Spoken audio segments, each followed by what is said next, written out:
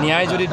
দিব পাৰে justice for Zubeen বুলি যিটো শ্লোগান ওলাইছে ইতিমধ্যে আমি শিল্পীসকলেও আজি গোটেই অসমৰ শিল্পী সমাজে আমি ইয়াৰ পৰা পিটিশ্যন চহী কৰি পঠাইছিলোঁ CID কাৰ্যালয়ত গৈ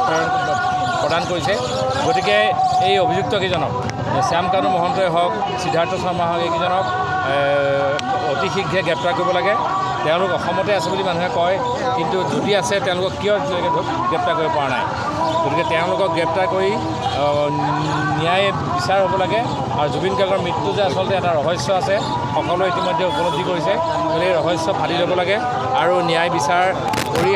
দোষীয়ে শাস্তি পাব লাগে তেতিয়াহে অসমৰ সকলো ৰাইজ শান্ত হ'ব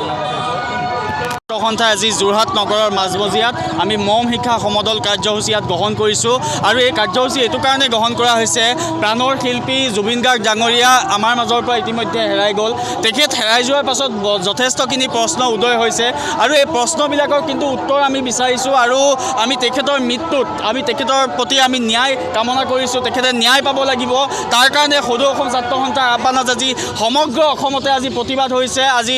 এই মম শিক্ষা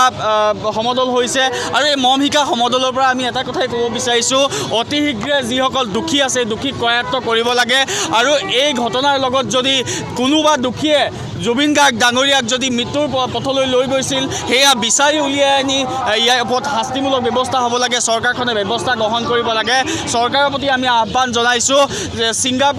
ছিংগাপুৰত থকা অসম এছ'চিয়েশ্যনৰ যিমানখিনি মানুহ আছে সকলোকে অসম তথা ভাৰতলৈ লৈ আহিব লাগে তেখেতসকল যিহেতু ভাৰতৰ নাগৰিক তেখেতসকলক ভাৰতলৈ আনি তেখেতসকলক সোধা পোছা কৰি যদি তেখেতসকলৰ মাজতো দোষী আছে দোষীক কৰায়ত্ব কৰিব লাগে শ্যামকানু মহন্তকে ধৰি বিভিন্ন ধৰণৰ ব্যক্তিৰ নাম সিদ্ধাৰ্থ শৰ্মা ব্যক্তিৰ নাম ওলাই আছে আমি কৈছোঁ যে তেখেতসকলকো কিন্তু গ্ৰেপ্তাৰ কৰিব লাগে তেখেতসকলক এই তদন্তৰ আওতালৈ আনিব লাগে আৰু তদন্তৰ আওতাত আনি তেখেতসকলক সোধা পোছা কৰি কঠোৰৰ পৰা কঠোৰ যদি তেওঁলোক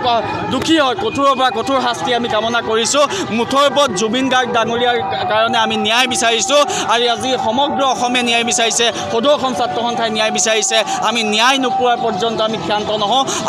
আজি এই মম শিক্ষা কাৰ্যসূচীৰ পৰা আমি এই কথা আমি জনাই দিব বিচাৰিছোঁ